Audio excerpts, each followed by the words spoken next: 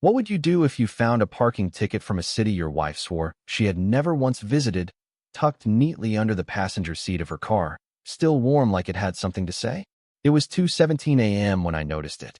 The garage light above our driveway flickered, casting a weak yellow glow across the windshield. She had come home late again, said she was working overtime. I believed her. I always believed her. But that night, something felt off. Like the air itself had shifted. I leaned into the car, reaching for her dropped lipstick, and that's when I saw it. A crumpled ticket. Chicago. West Wacker Drive. We live in Dallas. And as I held that paper in my shaking hand, one thought refused to leave my mind. Why would my wife lie about something so small, unless it was hiding something much bigger? If you genuinely enjoy our stories, please subscribe to the channel, tell us where you're from, and what time it is right now. It's always fascinating to know how far our story flows. At first, I tried to rationalize it. Maybe she rented a car. Maybe it wasn't hers. Maybe, just maybe, it meant nothing. But deep down I knew. Because the dates matched the weekend she told me she was at a corporate retreat in Plano. I didn't confront her. Not yet. Instead, I watched. Over the next week, I started noticing things I had been too blind, or too trusting, to see before. Her phone never left her hand anymore. She smiled at texts she wouldn't let me read. She started taking calls in the bathroom, turning the faucet on like that would hide her voice. One night, I heard her whisper, "I miss you too." Not to me. The humiliation didn't hit all at once. It came in waves. Quiet. Suffocating. I started checking everything. Receipts in her purse. Mileage on her car. Bank statements. Credit card charges. That's when Chicago stopped being a mystery and became a pattern. Flights booked under her maiden name. A boutique hotel on Michigan Avenue. Dinner reservations for two. Always two. And then I found his name. Ethan Cole. Saved under EC in her phone. The messages weren't subtle. They suspect anything? Not a clue. Good. I hate pretending with him. That line, it didn't break me. It hollowed me out. I remember sitting on the edge of our bed, her side still warm from where she had slept just hours earlier, reading those words over and over again. I had been her husband. To her, I was just cover. The next morning, she kissed me goodbye like nothing had changed. "Don't wait up tonight," she said casually. "Late meeting again." I smiled. Of course. That was the moment something inside me shifted. Not anger. Not yet. Clarity. If she wanted to play a game, I would learn the rules. And then I would rewrite them. I hired a private investigator 3 days later. A man named Harris. Quiet. Efficient. The kind of guy who didn't ask questions he didn't need answers to. Within a week, he gave me everything. Photos of them in Chicago. Holding hands outside the hotel. Kissing in the lobby like they owned the place. Laughing over wine like I had never seen her laugh with me.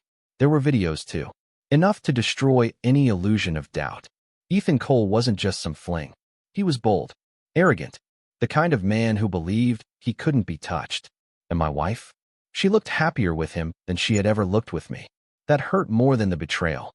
But pain is a strange thing. If you sit with it long enough, it turns into something colder. Something sharper.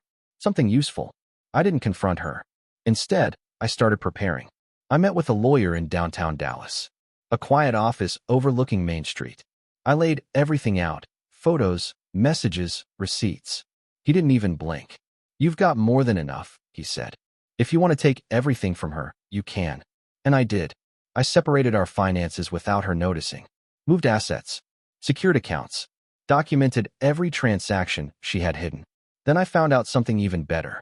Ethan Cole wasn't single. He was engaged. A woman named Rebecca. And she had no idea. That was when the plan came together. Not just revenge. Exposure. Complete and irreversible. I waited. Patience became my weapon. A month later, my wife told me she had another work trip. Chicago again. Perfect. I booked a flight on the same day. Different airline. Different time. She never saw me. I watched from a distance as she walked into the same hotel. Same lobby. Same smile. He was waiting for her. Like clockwork. That night, I didn't sleep. I gathered everything. Photos. Videos. Messages. And then I made 2 calls. One to my lawyer. One to Rebecca. She didn't believe me at first.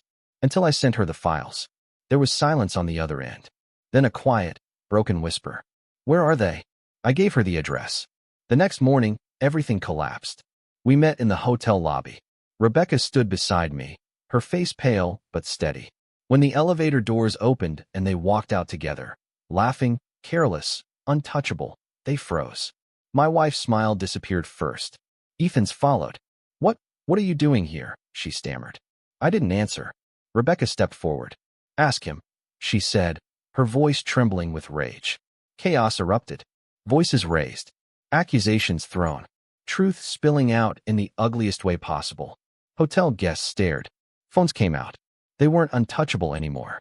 They were exposed. Back in Dallas, it didn't stop there. The divorce papers hit her before she could recover. Her job found out. Corporate trips weren't supposed to include affairs. She was terminated within a week. Ethan's engagement ended publicly. Rebecca made sure of that. Social circles shifted. Friends disappeared. Support vanished. And my wife? She tried to come back. Of course she did. One night, she stood in our driveway, the same place where I had found that ticket. Tears in her eyes. "I made a mistake," she said. I looked at her. Really looked at her. And for the first time, I felt nothing. "No," I said quietly. "You made a choice." I walked past her. Didn't look back. The house felt different after she left. Quieter. Empty, but honest. Weeks turned into months. The anger faded. The pain dulled. But the memory stayed. Sometimes I still think about that night. That flickering light. That crumpled ticket. How something so small could unravel everything. And in the end, I realized. It wasn't the betrayal that destroyed her. It was the moment she believed she'd never get caught. The end.